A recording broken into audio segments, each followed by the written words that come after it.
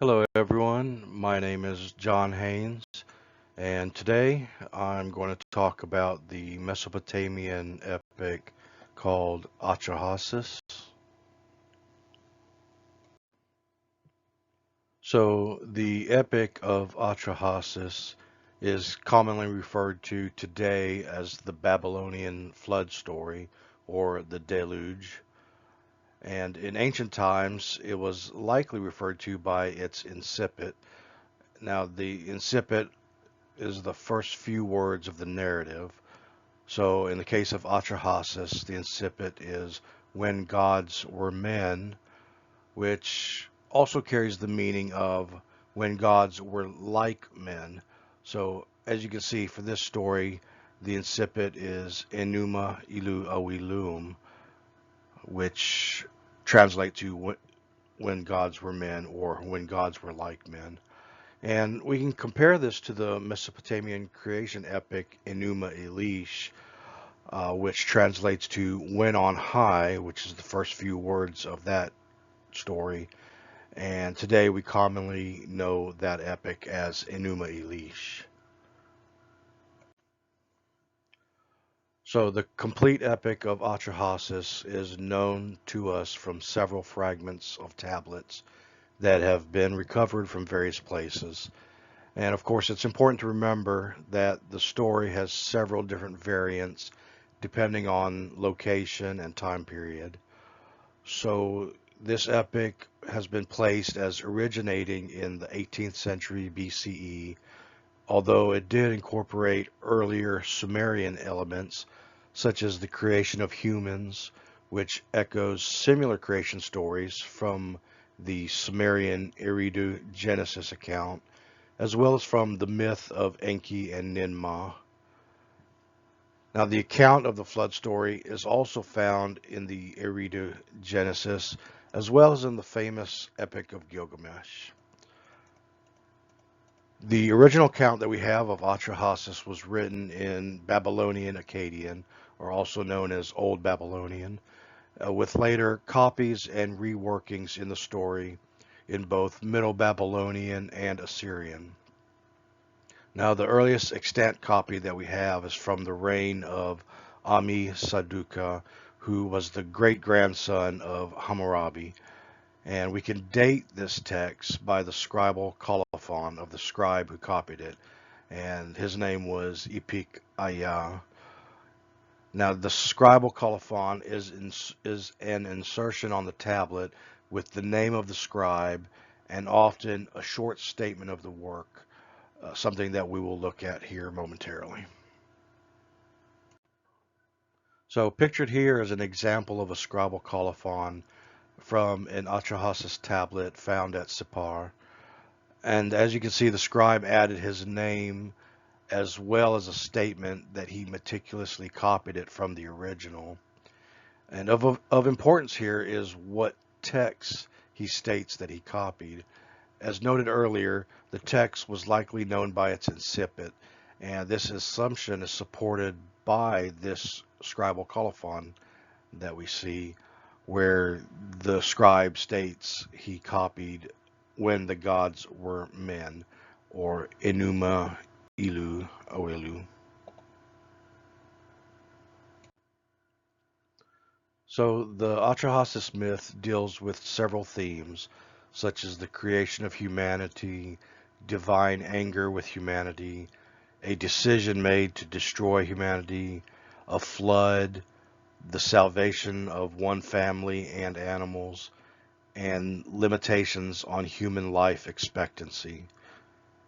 Now we find that many of these themes are echoed in later texts across the ancient Near East, and as well as in stories that are best known to modern Westerners, such as the story of Noah and the flood that we find in the Hebrew scriptures.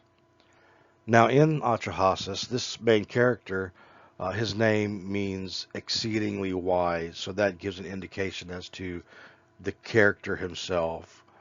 And we also find this flood story in the Epic of Gilgamesh. However, in this flood narrative, this main individual is named Utnapishtim, which means he who saw life. So we begin this story before the creation of humanity, and at this time, the lower gods, the Igigi, worked the soil at the behest of the greater gods. So these Igigi, they worked very hard and they were unhappy with their circumstances.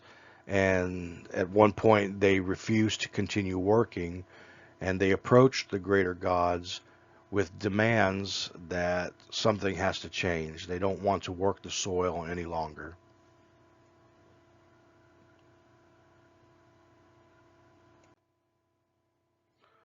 So at this point, Enlil, the chief god, decrees that humanity should be created. And the way they're going to do this is by mixing the flesh and blood of a deity with clay and thereby producing humans. So he decrees that the mother goddess will be the one who makes this happen. And the lesser deity known as Wei is chosen to be the god whose body will be used for this process. So they take Wei and they take his flesh and his blood, they mix it with clay, and from this mixing, the result is humanity.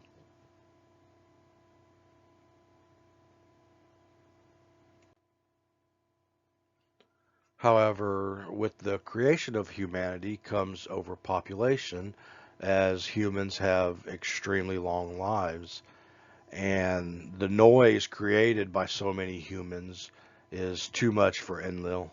And so he speaks to the assembly of gods, complaining about this noise and stating that the human population must be controlled. So at first, plagues and drought and famine are sent to attempt to reduce the human population, but to no avail. And finally, a decision is made to send a great flood, or as stated earlier, often referred to as the deluge. And note also in this the concept of an assembly of gods. So this idea would be common across the ancient Near East as a theological concept, and we see that also in the Levant, for example, from the Ugaritic pantheon, and there are also traces of this in early Israelite conceptualizations of the divine.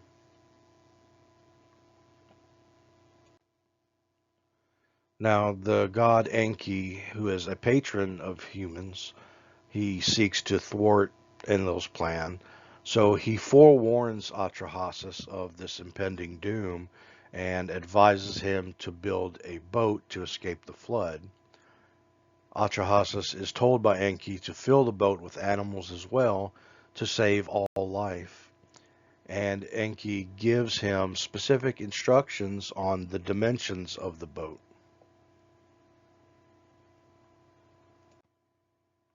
Additionally, Enki advises Atrahasis that the boat should be durable and well constructed so as to withstand the coming flood. And here again, we can see parallels between this story and the later story of Noah from the Hebrew Scriptures.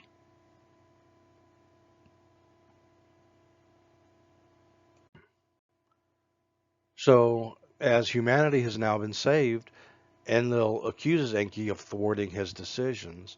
So Enki, he doesn't deny the charges, but he justifies his actions as appropriate.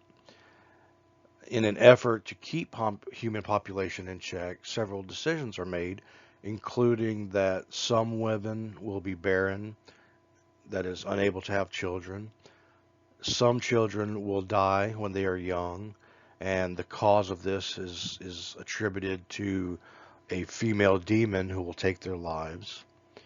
Additionally, some women will become priestesses and not have children of their own. So we can see here that the ancient Mesopotamians incorporated into their myths various mythological causes for different problems and sufferings in their lives. Therefore, there's an explanatory, it's explanatory in nature for the barrenness and the death of children.